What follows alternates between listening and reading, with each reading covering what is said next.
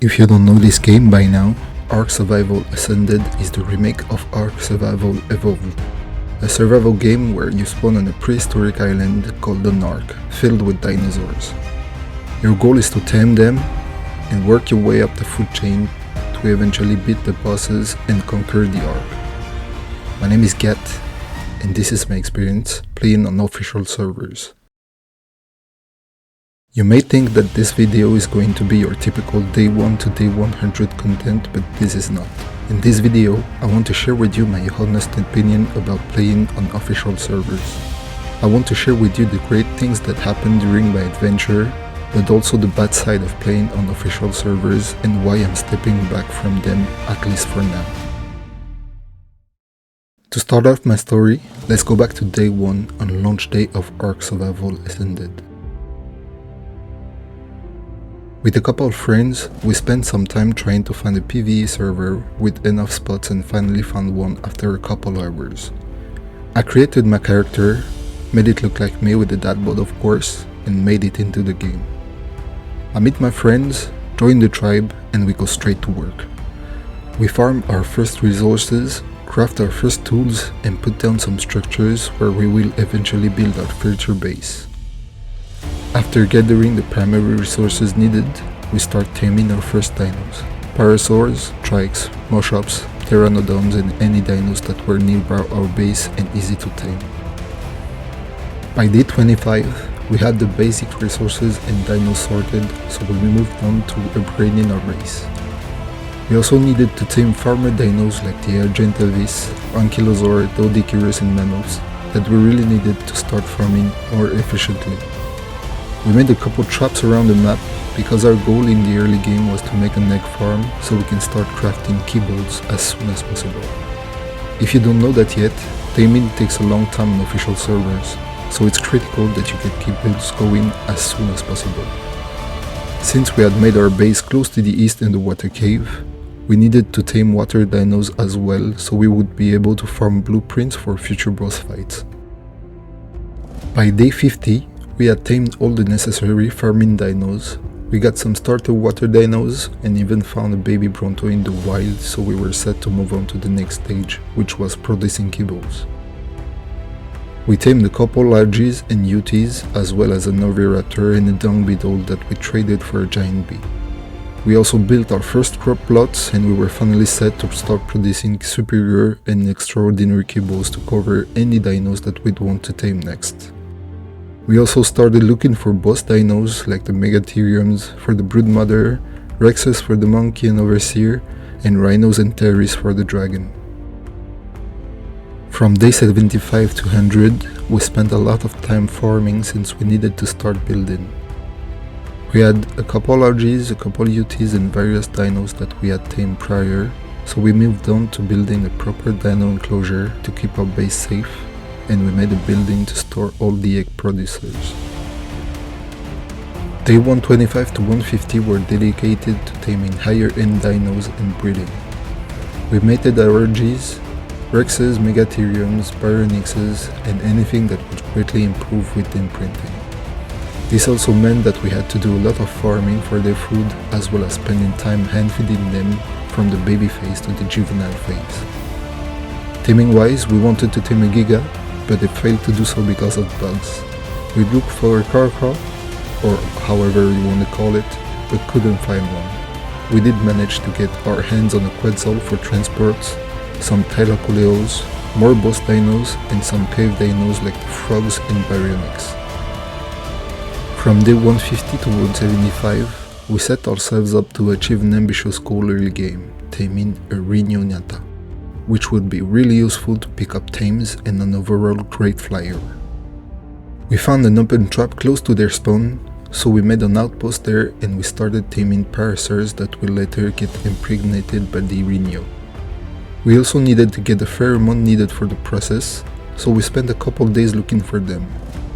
On day 169, we got super lucky and found a level 150 Rhinionyata, so with some people on the server, we trapped it and lined up our dinos to get impregnated.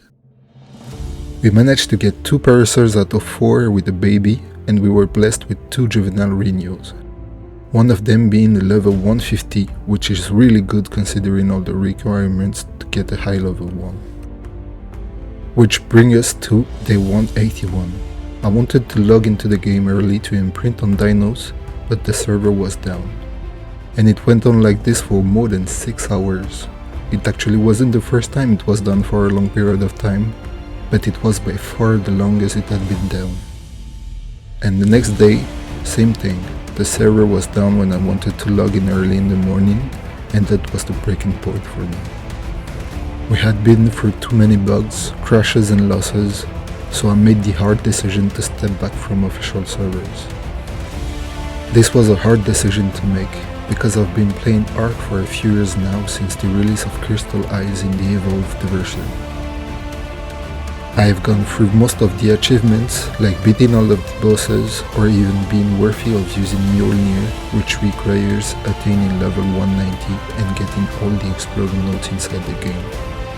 And all of that was done on official servers, and since the release of Ark Survival Ascended, I have faced so many gameplay and server issues that I've been really fed up with playing on official servers. You see, playing on this type of server implies having to deal with a lot of issues that could ruin your gameplay experience at times. Here are some examples. First off, on official servers, especially on PvE servers, the server rates make it so achieving anything will require a considerable amount of time.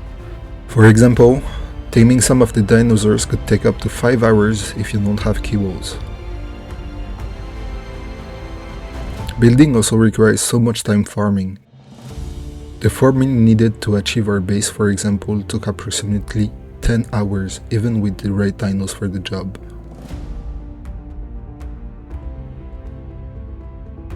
And lastly, breeding might be one of the most time-consuming activities in Ark, even though it is one of the most boring ones overall. Imagine having to stay by your Terry for 8 hours only to hand feed him, or up to 13 hours even for a Giga, which is just impossible to do for some people. When it comes to the toxic community, you might say that it's the same in any video game, but in Ark, it's not just a matter of trash talk or losing a match. Sometimes it can actively stop your progression in-game. Since you're playing in a 70-player server, the amount of assets available in the map is considerably impacted to the point where you sometimes can't find any more of a given resource or dino just because so many people need it as much as you do. This becomes even more problematic because it leads some players to forget about playing fair. Check out this clip for example. I spotted a good level Rex and started to clean out their dinos around to start knocking it down. Out of nowhere, a player hops off his dino and starts shooting at it so he can tame it. Even after sending messages in the chat, he wouldn't stop, so we had to race to see who would get it. I eventually managed to be the one to shoot the last arrow, but this goes to show that some people would do anything to get their hands on a high value asset in the game, even if it means robbing a player or blocking their progress. And all of this always ends up in a lot of tensions between certain tribes, and usually racism is also involved. And lastly, we got server issues and bugs. Ark Ascended was released as an alpha build, so we know that there are going to be a lot of bugs in the game, but still, some can really ruin your gaming experience. There are some really notable ones for us. The render bug, which happens when you are taming a dinosaur.